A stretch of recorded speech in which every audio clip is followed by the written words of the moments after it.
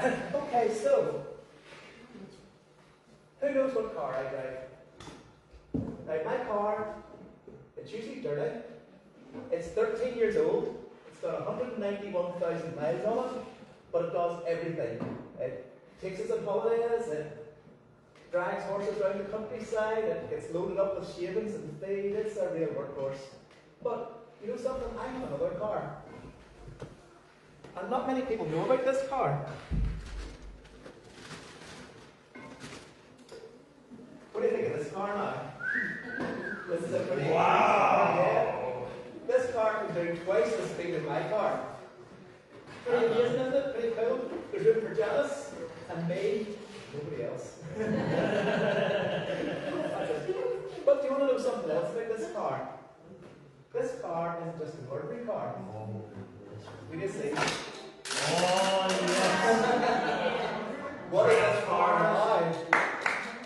Hey, this turns into a robot. This is a transformer. Yeah, so just hits. So for years, everybody would just think, just an ordinary car, but then it transforms into something incredibly different. And so, we have a video this morning in Kids Church, because it's not just cars that transform into something else. We're going to look and see what God did in the life of a man called Paul. And Janice will be carrying on with that Paul in Kids Church. So now we'll just watch the video. And anybody wants to see my cool car, I'll let you in the secret. Whenever you transform it, and it goes transformers and all the rest of it, it got stuck. It got stuck so bad, Claire got up at 5 o'clock in the morning and threw it out into the garden.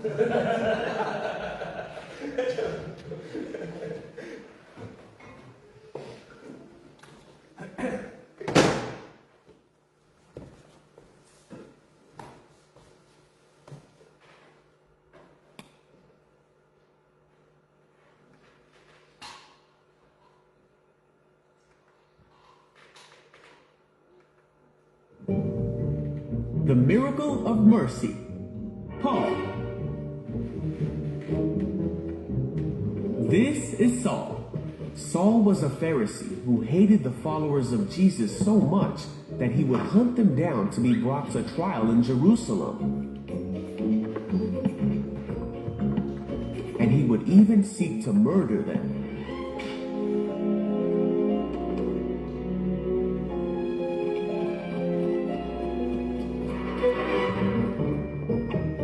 Saul was uttering threats with every breath, and he was eager to kill the Lord's followers. So he went to the high priest.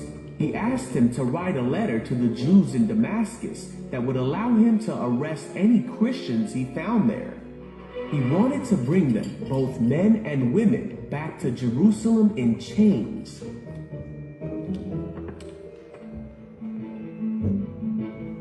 Now Saul went on his way.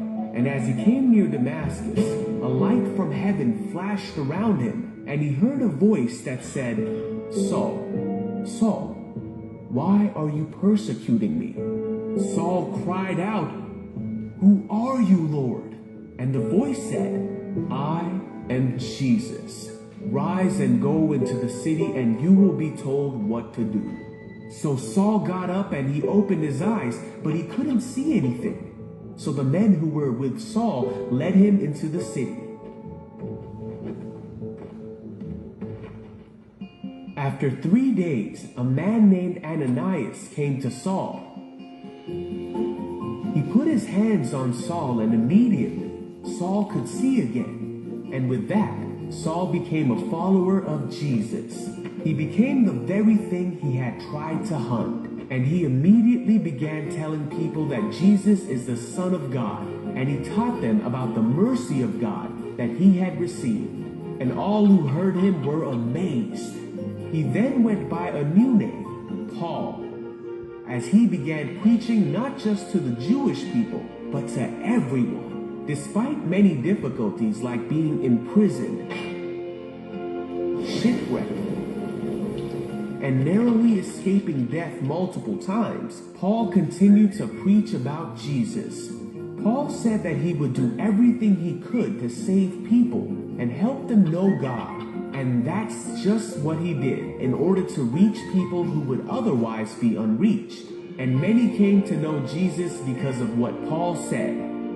Paul taught many in his day through his letters, but even more have come to learn more about Jesus through the letters of Paul that can be read even to this day.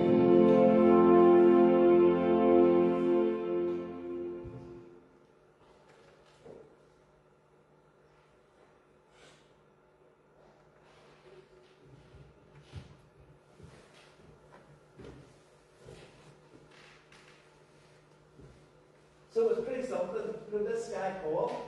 And you know, the thing is about Paul, Paul thought he was actually doing a good thing for God. Paul, you know all the Ten Commandments that Steve started looking at last week? Paul knew them inside out, back to front.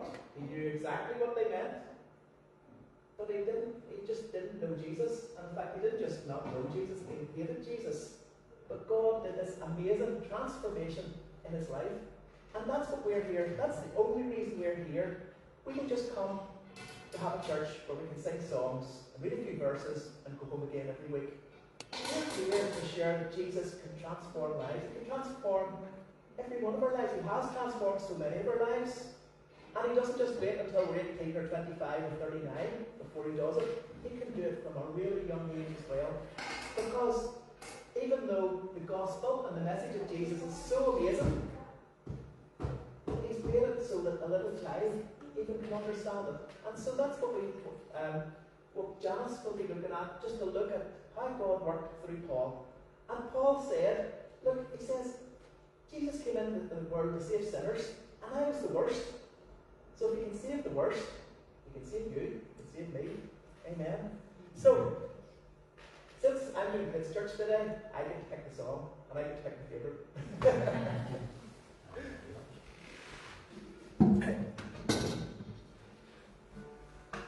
And when we come to have time of worship, if I haven't got all the words right or in the right order, just don't hurt your feelings, just pretend. Okay, you couldn't possibly sit while you sing this.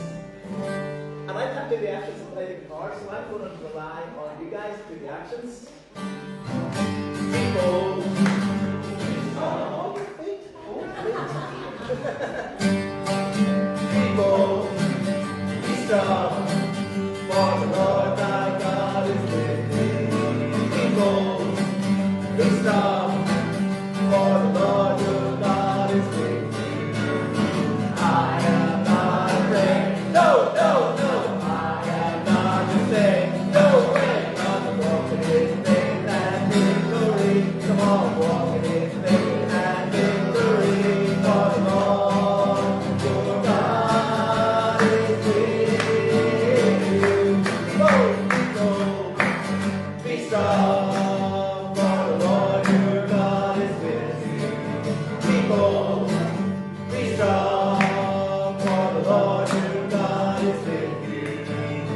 I am not afraid. No, no, no, I am not afraid. No way, 'cause I'm walking in faith and victory. Come on, walking in faith and victory. For the Lord your God is with me.